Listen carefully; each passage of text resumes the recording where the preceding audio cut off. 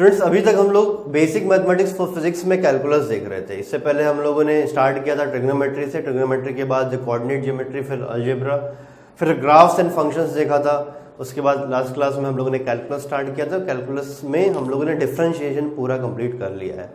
आज हम लोग स्टार्ट करेंगे इंटीग्रेशन से, और ये बेसिक मैथमेटिक्स फॉर फिजिक्स की लास्ट क्लास होगी। आज हम पूरा वाइंड अप कर लेंगे ये वाला चैप्टर, ठीक है। तो स्टार्ट करते हैं इंटीग्रेशन से।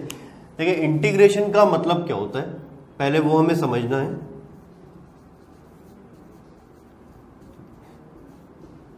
ठीक है, इंटीग्रेशन का देखिए सिंपल सा मतलब है, लिटरल जो मतलब है वो है summation, summation, addition.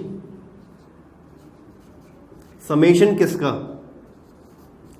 Summation of large number of small, very small values. ठीक है, ढेर सारी, large number of very small value, छोटी छोटी वैल्यूज है अगर आपके पास ढेर सारी, उन सबको ऐड करना कहलाता है इंटीग्रेशन। ठीक है, तो अगर large number of very small values है और उनको आप ऐड कर रहे हैं तो यही प्रोसेस कहलाएगा इंटीग्रेशन। और देखिए इंटीग्रेशन जो होता है वो डिफरेंशिएशन का रिवर्स होता है। ठीक है, it is reverse of differentiation. ठीक है, डिफरेंशिएशन में हमने क्या किया था, हमने y की, जैसे ये ग्राफ देखा था हमने, ये x एक्सिस है और ये y एक्सिस, और मान लेते हैं ये ग्राफ ले लेते हैं। ठीक है, तो यहां पर y एक्सिस है, y की ढेर सारी वैल्यूज है, x एक्सिस पे x की ढेर सारी वैल्यूज है। तो यहां पर हमने y की ढेर सारी वैल्यूज में y को डिस्टिंग्विश कर लिया था, अलग कर लिया था, तो dy। ठीक है, तो एग्जैक्टली हुआ क्या था कि हमने जो y की सारी वैल्यूज थी उनको छोटे छोटे पार्ट्स में ब्रेक कर लिया था, dy dy dy dy dy and so on. ठीक है, y की यहां पर 0 से लेकर ढेर सारी वैल्यूज है, तो उनमें हमने पूरी y की वैल्यू को तोड़ दिया, ब्रेक कर दिया, किसमें? dy dy and so on में। ठीक है, ऐसे डिस्टिंग्विश, ब्रेक करा और निकाल लिया dy को, डिस्टिंग्विश कर दिया, ये डिफरेंशिएशन था। तो इसी का रिवर्स है इंटीग्रेशन। इंटीग्रेशन का मतलब समेशन, जो आपने पहले y की वैल्यूज को ब्रेक किया था अब उन्हीं को ऐड कर लेंगे, या फिर किसी भी, कोई भी वेरी स्मॉल वैल्यूज है ढेर सारी, उनको ऐड करना कहलाएगा इंटीग्रेशन। तो इंटीग्रेशन डिफरेंशिएशन का रिवर्स है। डिफरेंशिएशन में हम कोई भी क्वांटिटी को ब्रेक कर देते हैं लार्ज नंबर ऑफ पार्ट्स में, और इंटीग्रेशन में हम ऐड कर देते हैं। ठीक है, तो अभी इसका रियल मतलब आपको यहां से समझ में आएगा क्या होता है। ठीक है, अच्छा एक और मतलब इसका होता है area under graph. Area under graph, integration जो हम करते हैं तो फंक्शन का एरिया अंडर ग्राफ आ जाता है। ठीक है, इसको समझते हैं कि ये क्या है। जैसे देखिए कि मान लेते हैं ये y एक्सिस है, x एक्सिस है और ये ग्राफ है, कोई भी फंक्शन है y is equal to f, उसके लिए ग्राफ है। ठीक है, तो अब अगर मैं बोलूं कि ये dx है, इतना क्या dx है, ठीक, और इसके करस्पॉन्डिंग मुझे एक स्ट्रिप मिल जाएगी, ऐसे पतली सी स्ट्रिप मिल जाएगी जी। ये x की वैल्यूज है और इतना मैंने ले लिया dx। ठीक है, ये हम देख चुके हैं क्या है। तो इससे करस्पॉन्डिंग मैंने एक स्ट्रिप बना ली।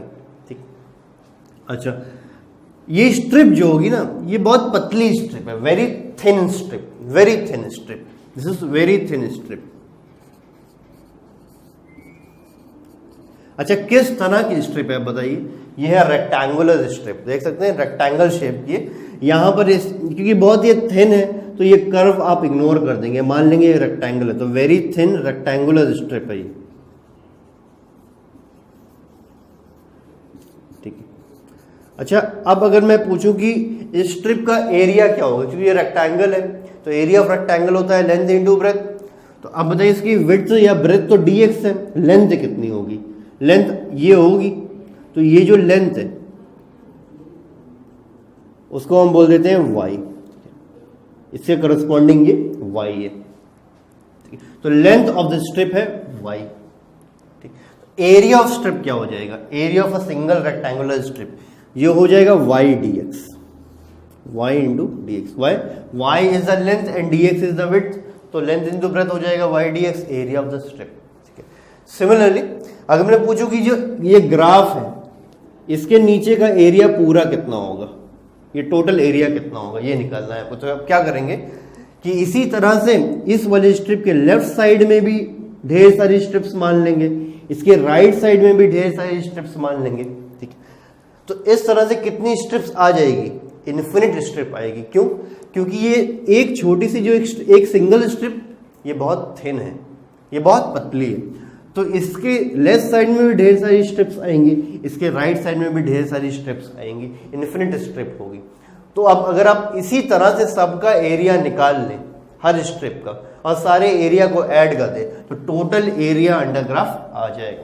तो मान लेते हैं कि जैसे निकाला हमने, एक स्ट्रिप का एरिया हो गया वाई डी एक्स, सिमिलरली दूसरे स्ट्रिप का एरिया कितना हो जाएगा, वो भी हो जाएगा वाई डी एक्स। क्यों? क्योंकि जो दूसरी स्ट्रिप होगी चाहे लेफ्ट चाहे राइट कहीं पर भी, उसकी भी विड्थ होगी dx और उसकी लेंथ चेंज हो जाएगी। तो यहां पर y वेरिएबल है, उस वाली स्ट्रिप के लिए y कुछ और होगा। ठीक है, इसी तरह से अगली जो स्ट्रिप होगी उसका भी एरिया हो जाएगा y dx, इस तरह से अगली वाली जो स्ट्रिप होगी उसका भी एरिया हो जाएगा y dx। इन सब में देखिए y अलग अलग होगा बट dx सेम है। तो इस तरह से जो इन्फिनिट स्ट्रिप्स होंगी सबका एरिया इस तरह से आप निकालेंगे y dx। ठीक है, और सबको अगर आप ऐड कर दें, बताइए अगर सबको आप ऐड कर दें तो आपको क्या मिल जाएगा, एरिया अंडर ग्राफ। ठीक है, अब देखिए इसको एडिशन को, ये जो पूरा एडिशन है इसको कैसे सॉल्व करेंगे, क्या आपको कोई तरीका मालूम है कि इतने, अच्छा ये बहुत छोटी वैल्यू है, आप समझ पा रहे हैं y dx, ये एरिया बहुत छोटा होगा क्योंकि स्ट्रिप बहुत पतली है। अगर स्ट्रिप बहुत पतली है तो इसका एरिया भी बहुत कम होगा। तो ये बहुत छोटी वैल्यू है, ये भी बहुत छोटी वैल्यू है, ये भी बहुत छोटी वैल्यू है। तो हर एक वैल्यू बहुत छोटी है बट उनका नंबर बहुत ज्यादा है, लार्ज नंबर है। तो इसी को एडिशन को, इनके ऐड करने का एक तरीका है मैथमेटिक्स में जिसको हम बोलते हैं इंटीग्रेशन। ठीक है, इन सारी छोटी छोटी वैल्यूज को ऐड करने का एक तरीका है जिसको बोलेंगे हम इंटीग्रेशन। अब इसको लिखेंगे कैसे, अब ये जो ढेर सारे इन्फिनिट टर्म्स हैं हम इसको एक ही टर्म लिखते हैं, लिखेंगे y dx, इनकी जगह पर हमने एक टर्म लिखा y dx क्योंकि बार बार यही चीज है और सब में y वेरिएबल है, सब में y अलग अलग है। ठीक है, तो कॉमनली हम इसको लिखेंगे y dx और ये सिंबल लगा देंगे ऐसे। इसको पढ़ेंगे integration of y with respect to x, पढ़ेंगे ऐसे integration of y with respect to x, और ये हो जाएगा एरिया अंडर ग्राफ। क्लियर, ये है area under graph clearly. Integration of y, इसका प्रोनाउंसिएशन है integration of y with respect to x। तो इसमें आपने देखी वही चीज की क्या किया, एडिशन किया। किसका एडिशन किया, छोटी छोटी वैल्यूज थी बट उनका नंबर बहुत लार्ज था, इसी को बोलते हैं इंटीग्रेशन। ठीक है, क्लियर। अब ये लिटरल मतलब हो गया इंटीग्रेशन का। तो सिंबल ये हो गया, ये सिंबल आपको याद रखना है। ठीक है, integration of y with respect to x। अब इंटीग्रेशन करेंगे कैसे, क्या आंसर आएगा, एरिया अंडर ग्राफ निकालना है तो वो होगा कितना, फाइनल क्या वैल्यू आएगी। मैंने बोला एक फंक्शन दिया, उसका ग्राफ दिया हुआ, उसका एरिया अंडर ग्राफ निकालो, या फिर एक फंक्शन दिया हुआ, मैंने बोला कि उसका इंटीग्रेशन करो, तो क्या आंसर निकालेंगे, आप कैसे करेंगे, उसका तरीका क्या है। तो उसके लिए कुछ फॉर्मूलेज आपको याद करने पड़ेंगे। तो पहले देखिए, हमने पहले डिस्कस किया था इंटीग्रेशन दो तरह का होता है, इंडेफिनिट और डेफिनिट। तो हम लोग अभी स्टार्ट करने वाले हैं इनडेफिनिट इंटीग्रेशन से।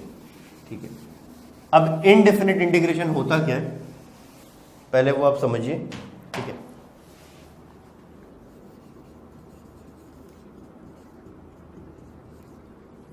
ठीक है, इनडेफिनिट इंटीग्रेशन। देखिए इनडेफिनिट इंटीग्रेशन क्या होता है कि ऐसा इंटीग्रेशन जहां पे आपको ये पता ही नहीं होता कि कहां से स्टार्ट करना है कहां पर एंड करना है। जैसे मैंने बोला कि एरिया अंडर ग्राफ निकालना है, तो एरिया कहां से निकालना है, यहां से स्टार्ट करके यहां पर खत्म करना, इतना एरिया निकालना है। तो इस केस में तो यहां से मैंने बोला यहां से इतना एरिया निकालना है। तो इनिशियल और फाइनल आपको पता है, इनिशियल एक्स की वैल्यू और फाइनल एक्स की वैल्यू आपको पता है। तो इस तरह का इंटीग्रेशन कहलाता है डेफिनिट इंटीग्रेशन। और जहां पर हमारे पास इनिशियल और फाइनल पता ही नहीं होता, कहां से स्टार्ट करना है कहां पर एंड करना है वो नहीं पता होता, उसको बोलते हैं इनडेफिनिट इंटीग्रेशन। यानी इनडेफिनिट इंटीग्रेशन में अपर और लोअर लिमिट नहीं होती, ठीक है, नो अपर और लोअर लिमिट। कि एरिया निकालना हमें कहां से स्टार्ट करना है कहां पर एंड करना है ये बिल्कुल नहीं पता होता। जनरल पूरा पूरा का पूरा एरिया आ जाएगा यहां पर, तो ये इनडेफिनिट इंटीग्रेशन है, ठीक। अच्छा कैसे करेंगे अब, तो इसके लिए कुछ फॉर्मूले हैं अलग अलग फंक्शन के लिए अलग। जैसे डिफरेंशिएशन में हमने फॉर्मूला याद किया था वैसे ही इंटीग्रेशन में आपको फॉर्मूला याद करना पड़ेगा कुछ। तो इसमें पहला फॉर्मूला है, जैसे आपको दिया हुआ है y is equal to X raised power n, ठीक है। तो ये एक फंक्शन है, इसका ग्राफ होगा तो इसका इंटीग्रेशन में हो जाएगा, इसका एरिया अंडर कर्व निकाल सकते हैं हम। तो क्या होगा, तो इंटीग्रेशन ऑफ y, या फिर ऐसे लिखूं मैं, integration of X raised power n dx, ये होगा क्या, ये होगा x raised power n plus one divided by n plus one. यहां पर आपको ध्यान रखना है x is not equal to -1, यानी कोई एक अगर फंक्शन है y is equal to X raised power n, यहां पर n कुछ भी हो सकता है, ठीक है, कोई भी इंटीजर हो सकता है, कोई भी, ठीक है, इंटीजर हो सकता है, फिर कोई डेसिमल फ्रैक्शन भी हो सकता है, बट -1 ना हो यहां पर, यानी कि -1 का मतलब x रेस्ट पावर -1 का मतलब 1/x, 1/x के लिए फॉर्मूला वैलिड नहीं है। तो होगा क्या कि क्या करेंगे, इंटीग्रेशन अगर आपको करना है एक्स रेस्ट पावर n का x के रिस्पेक्ट में, फॉर्मूला हो जाएगा X raised power n plus one divide by n plus one, यानी कि पावर को आप एक से बढ़ा देंगे और वही बढ़ी हुई पावर से आप डिवाइड कर देंगे। जैसे कि फॉर एग्जांपल कि पूछा गया integrate X raised power 7 respect to x, X raised power 7 एक फंक्शन है, एक्स के रिस्पेक्ट में डिफरेंशिएट इंटीग्रेट करना है, क्या करेंगे आप। अच्छा एक चीज और आपको ध्यान रखनी है कि इनडेफिनिट इंटीग्रेशन में हम हमेशा एक कांस्टेंट ऐड करते हैं, ठीक है, एक कांस्टेंट ऐड करते हैं। वो कांस्टेंट कुछ भी हो, कोई वैल्यू हो सकती है, 2 3 4 5 कुछ भी हो सकता है, पर वो कितना है नहीं मालूम तो हम प्लस सी लिखते हैं। इनडेफिनिट इंटीग्रेशन में एक कांस्टेंट ऐड करते हैं, वो कितना है नहीं मालूम तो प्लस सी ही हम लिखेंगे। अब यहां पर देखिए क्या करेंगे, पावर्स एक बढ़ा देंगे तो क्या होगा, x raised power 7 plus 1, 7 plus 1 will become 8, और यही बढ़ी हुई पावर से हम डिवाइड कर देंगे और साथ में क्या लगा देंगे, plus C, C is a constant. तो ये तरीका हो गया इंटीग्रेशन का। ये अगर इस तरह का कोई फंक्शन दिया हो एक्स रेस्ट पावर समथिंग में। अब बताइए अगर मैं आपसे पूछूं, बताइए find integration of X raised power -3 with respect to X, ये क्या हो जाएगा। ऑब्वियसली क्या करेंगे, अब इसकी पावर एक से बढ़ा देंगे, तो बताइए x raised power -3 plus 1 divided by -3 plus 1, I think यही हो जाएगा, ठीक है। तो ये कितना, अच्छा प्लस सी भी करेंगे अब, तो ये कितना आ जाएगा, X raised power -2 divided by -2 plus, ये माइनस मैंने आगे लिख दिया, ठीक है। थोड़ा सा अगर आप और सॉल्व करना चाहें तो आप ऐसे लिख सकते हैं, ठीक है, क्लियर है बिल्कुल। अच्छा जैसे आपको दिया हुआ है कि find integration of 1/√x with respect to x, ये क्या होगा, ठीक है। ये कैसे करेंगे, पहले तो आपको इसको इसी फॉर्म में कन्वर्ट कर लेना होगा, एक्स रेस्ट पावर समथिंग में कन्वर्ट कर लेना होगा। तो अभी हम इंटीग्रेशन नहीं कर रहे हैं, पहले हम इसको एक्स रेस्ट पावर समथिंग में कन्वर्ट कर रहे हैं। तो x raised power that something will be what, -½ हो जाएगा। ये रूट का मतलब हाफ होता है, रेस्ट पावर हाफ, ऊपर ले जाएंगे -½ हो जाएगा। अब कर लेंगे इसमें, देख सकते हैं पावर जो है -1 नहीं है, -½ है, तो वैलिड है। तो अब ये कितना हो जाएगा बताइए, x raised power -½ plus 1 divide by -½ plus 1, और साथ में क्या ऐड कर देंगे, कांस्टेंट ऐड कर देंगे। अब बताइए 1 -½ हाफ हो जाएगा, और यहां पर भी हाफ आ जाएगा प्लस सी, तो ये कितना हो जाएगा 2, यहां पर आ जाएगा। आई थिंक ये सॉल्व करेंगे, ये आ जाएगा, क्लियर है बिल्कुल, ठीक है। तो इसी तरह से आपको करना है, मतलब और भी बहुत सारे क्वेश्चंस इसमें कर सकते हैं आप, ठीक है। अब अगर ऐसे ही मैं आपसे पूछूं integration of √x with respect to x कितना हो जाएगा, integration of root X, integration of root X with respect to X, क्या आप बता पाएंगे? सिंपल सा है। पहले तो आप इसको एक्स रेस्ट पर समथिंग में कन्वर्ट कर लीजिए, एक्स रूट एक्स का हो जाएगा हाफ, ठीक है। अभी मैंने इंटीग्रेशन नहीं किया, बस कन्वर्ट किया है एक्स को। अब इंटीग्रेट अगर आप करें तो ये हो जाएगा एक्स रेस्ट पर half plus 1 divide by half plus 1 plus C, constant add कर देंगे, ये हो जाएगा एक्स रेस्ट पर 3/2 डिवाइडेड बाई 3/2 प्लस सी। थोड़ा सा आप अगर कोई ऐसे ही लिखना चाहें, ये हो जाएगा 2/3 एक्स रेस्ट पर 3/2 प्लस सी। सिंपल सा क्वेश्चन। अच्छा, जैसे अगर आपसे ये बोला जाए फाइंड इंटीग्रेशन ऑफ 1/x, ठीक है, विद रिस्पेक्ट टू x, ऐसे पढ़ते हैं इसको, तो अब क्या करेंगे? तो अगर आप इसको कन्वर्ट करें ऐसे, ये हो जाएगा एक्स रेस्ट पावर -1, ठीक है, ये dx, ठीक है। अब इसको इंटीग्रेट अगर आप करें x raised power -1 plus 1 divide by -1 plus 1 plus C हो जाएगा ये, ठीक है। तो ये कितना हो जाएगा? एक्स रेस्ट पावर 0/0, ठीक है, इस तरह से आ गया ये। तो अब देखिए एक्स रेस्ट पावर 0/0, ये तो बिल्कुल अनडिफाइंड टर्म है, ये बिल्कुल गलत आ गया। सबसे पहले ही आपको सोचना है कि यही जो चीज़ है ये फॉर्मूला ही नहीं लगेगा। पहले ही हमने डिस्कस किया था कि पावर -1 है तो ये फॉर्मूला वैलिड नहीं है। अब यार रिकॉल कीजिए, अभी देखा था कि पावर में n की वैल्यू -1 नहीं होनी चाहिए, तो ये यहाँ पर n की वैल्यू -1 है, फिर भी हमने फॉर्मूला लगा दिया जो बिल्कुल गलत है। तो अगर इस तरह की चीज़ दी हो तो हम क्या करेंगे? तो इसके लिए एक अलग फॉर्मूला है। तो coming on the second formula, that is integration of 1/x, integration of 1/x with respect to x। ये क्या होगा? ये आपको याद रखना है। मैंने बोला था कि इंटीग्रेशन डिफरेंशिएशन का रिवर्स होता है। अब बताइए differentiation of log x with the base e क्या होता है? Differentiation of log x with the base e, recall करिए, याद करिए, पिछली वाली क्लास में differentiation of log x with the base e क्या होता है? 1/x होता था। तो log x with the base e का डिफरेंशिएशन 1/x हो जाएगा, होता है। तो 1/x का integration log x with the base e हो जाएगा, ठीक है, सिंपल सा। log x का डिफरेंशिएशन था 1/x, तो 1/x का इंटीग्रेशन हो जाएगा log x with the base e, और ये कांस्टेंट ऐड कर देंगे हम इस तरह से। सिमिलरली अगला फॉर्मूला जो है, बताइए integration of e raised power x with respect to x क्या होगा? बताइए differentiation of e raised power x क्या होता था? e raised power x itself होता था। तो इंटीग्रेशन भी इसका यही हो जाएगा, e raised power x plus c। अगला फॉर्मूला जो है, बताइए integration of sine x with respect to x क्या होगा? अब याद करिए कि cos x का डिफरेंशिएशन होता था minus sine x, cos x का माइनस साइन x, तो माइनस साइन x का क्या होगा? ऑब्वियसली cos x हो जाएगा। तो साइन x का क्या हो जाएगा? माइनस cos x, ठीक है, प्लस सी। याद रखना है, एक बार फिर से देखिए कि cos x का होता है माइनस साइन x, तो उसी के बेसिस पे ये चीज आई है, ठीक है, रिवर्स है बिल्कुल।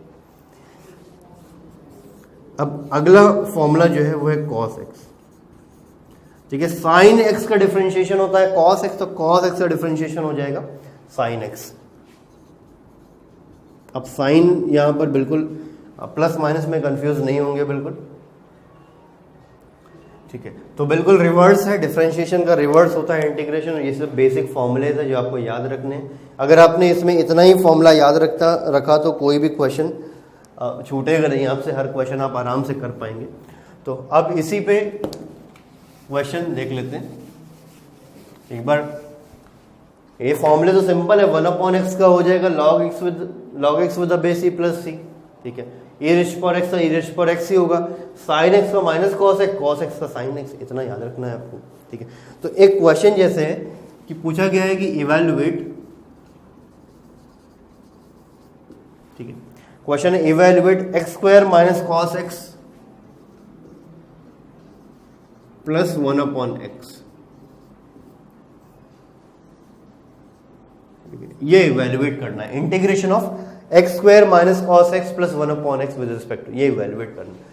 तो जिस तरह से डिफरेंशिएशन में हमने पढ़ा था कि अगर कोई फंक्शन अलग अलग फंक्शन के समेशन या सब्ट्रैक्शन से बना हुआ है तो इंडिविजुअल टर्म को हम अलग अलग डिफरेंशिएट करते हैं, इसी तरह से यहां पर भी इंडिविजुअल टर्म को अलग अलग इंटीग्रेट करेंगे। तो अगर इसको करना है आपको इंटीग्रेट, तो मान लेते हैं इंटीग्रेट करने पे आता है आई, ऐसे ही जनरल स्टैंडर्ड तरीका है लिखने का कि इंटीग्रेट करने पे, इसको सॉल्व इंटीग्रेट करने पे आता है आई, तो आई बराबर हम लिख देंगे यहां पर ऐसे, ठीक है। आई एक सिंबल है जो इसका इंटीग्रेशन रिप्रेजेंट कर रहा है, बस और कुछ नहीं।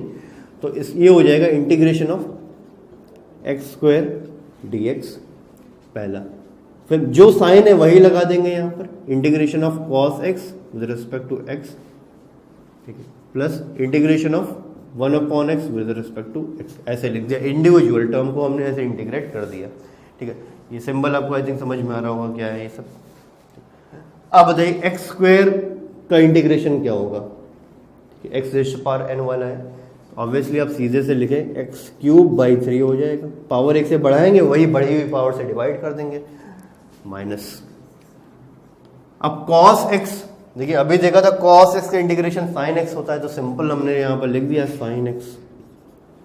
अब बताइए 1/x का integration log x with the base e।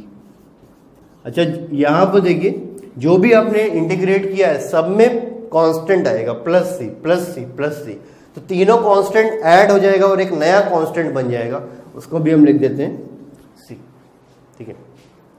यहां पर सी सारे कांस्टेंट को ऐड करने पे ही आया है, वो भी एक कांस्टेंट है, ठीक है। तो एक ही कांस्टेंट हम लगाएंगे, बार बार नहीं लगाएंगे, एक ही कांस्टेंट लिख दिया यहां पर हमने सी, ठीक है। तो आई थिंक इतना क्लियर है। अब हम आते हैं, ठीक है, बस आपको यही रिवाइज करना है प्रॉपरली। अब आते हैं हम डेफिनेट इंटीग्रेशन पे,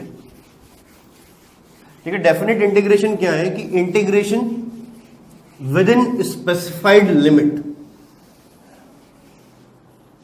ठीक है, integration with in specified limit, definite integration की अगर हम बात करें,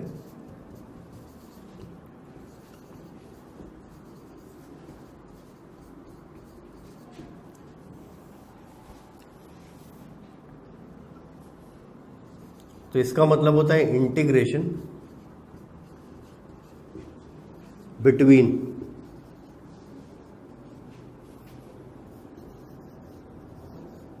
lower and upper limit, lower and upper limit,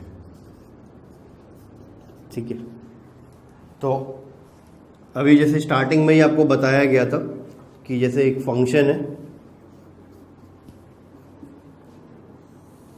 मैं आपसे पूछूंगा आपको यहां से ये x1 से x2 तक के बीच में जो एरिया आ रहा है वही आपको निकालना है। x1 और x2 के बीच में जो एरिया है वही एरिया अंडर द ग्राफ आपको निकालना है।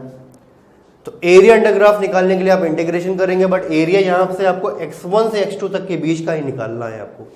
तो इस तरह का इंटीग्रेशन कहलाएगा डेफिनेट इंटीग्रेशन, जो आपको इनिशियल और फाइनल पता है, ठीक है। कहां से स्टार्ट करना है कहां पर खत्म करना है वो पता है, डेफिनेट इंटीग्रेशन। तो ये कैसे करेंगे हम देखिए। तो इसमें करते क्या है कि जैसे कोई फंक्शन है y is equal to F X, ठीक है, कुछ भी हो, X raise to power n log x 1/, कुछ भी हो सकता है, ठीक है। इसका इंटीग्रेशन किया हमने, ठीक है, विथ इनिशियल और लोअर लिमिट a और अपर लिमिट b। अब समझिए यहां पर देखिए, इसको ऐसे लिखते हैं हम, यहां पर a क्या है, लोअर लिमिट, यानी a किसकी वैल्यू है, x की वैल्यू है, जैसे वहां पर x1 है, ये x की वैल्यू है, लोअर x की वैल्यू, और ये अपर x की वैल्यू, यानी इस x की वैल्यू से स्टार्ट करना है और इस x की वैल्यू पे आपको एंड करना है, ठीक है। तो a लोअर लिमिट हो गई,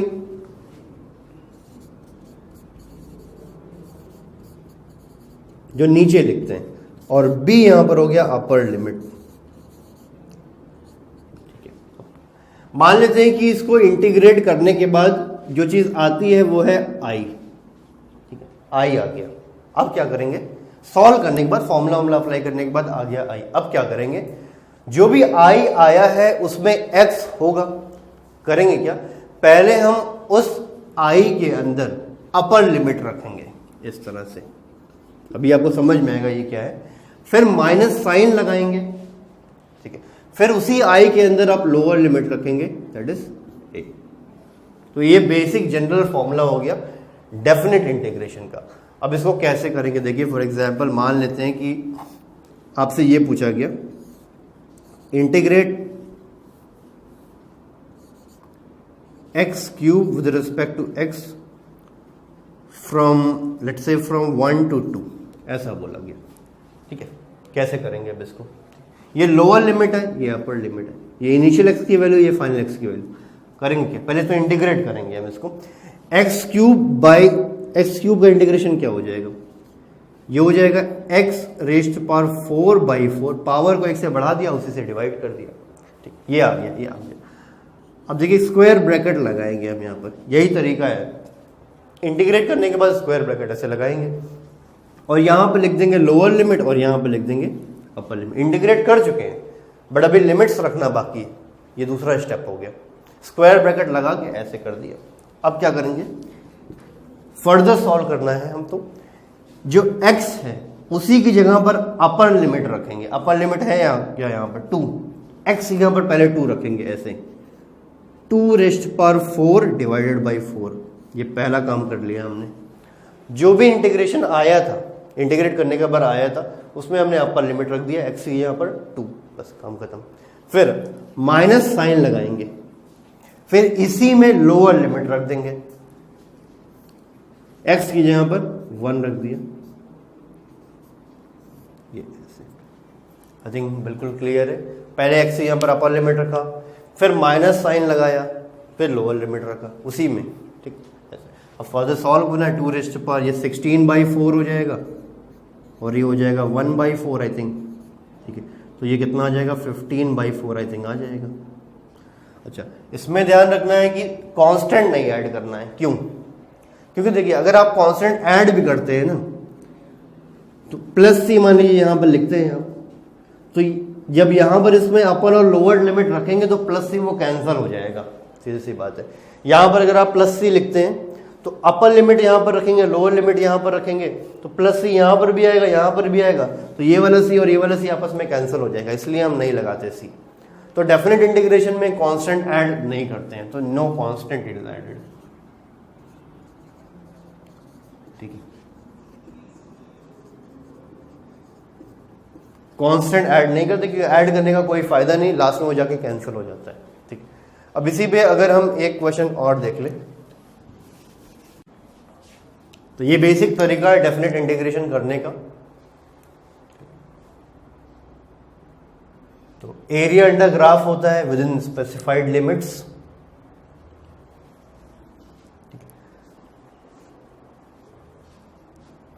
अगला क्वेश्चन जो है वो है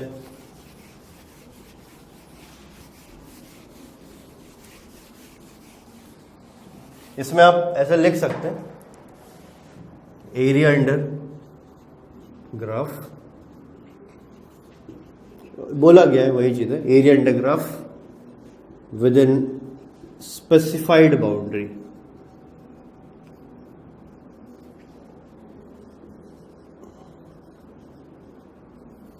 ठीक है। कहाँ से स्टार्ट करना है, कहाँ पर खत्म करना है, ठीक। तो जैसे आपसे पूछा गया है क्वेश्चन कि integrate sine x with respect to x from -π/2 to π/2, ठीक, ये क्वेश्चन है, ठीक है। साइन x की जगह पर आप cos x मान लीजिए, ठीक है। Integrate cos x with respect to x from -π/2 to π/2, कैसे सॉल्व करेंगे, सिंपल सी चीज है, बताइए। cos x का इंटीग्रेशन अभी देखा था हमने, कितना होता है साइन x, तो ये रख दिया, स्क्वायर ब्रैकेट लगा दिया, लोअर लिमिट यहाँ पर लिखेंगे -π/2, अपर लिमिट रखेंगे π/2, सॉल्व करेंगे तो क्या करेंगे, x की जगह पर पहले हम अपर लिमिट रखेंगे, लिखेंगे साइन π/2, ठीक है। तो फिर माइनस साइन लगा देंगे, फिर x की जगह पर हम लोअर लिमिट रख देंगे -π/2, ठीक है, क्लियर। अब यहां पर देखिए sine minus pi by two है, पाई बाई टू का मतलब होता है 90 डिग्री, ठीक है। साइन ऑफ माइनस थीटा याद करिए, ट्रिग्नोमेट्री में हमने देखा था साइन ऑफ माइनस थीटा क्या होता है, माइनस साइन थीटा, ठीक है। तो अब यही चीज हो जाएगी sine pi by two minus sine of minus theta होता है माइनस साइन थीटा, क्योंकि ये आ गया आपका फोर्थ क्वाड्रेंट में आ जाएगा, साइन नेगेटिव होता है उसमें, इस वजह से बताया गया था आपको, ठीक है। माइनस और माइनस प्लस हो जाएगा यहां पर, तो sign pi by two plus sign pi by to हो जाएगा 2 साइन पाई बाई टू, ठीक है। आई थिंक इतना क्लियर है।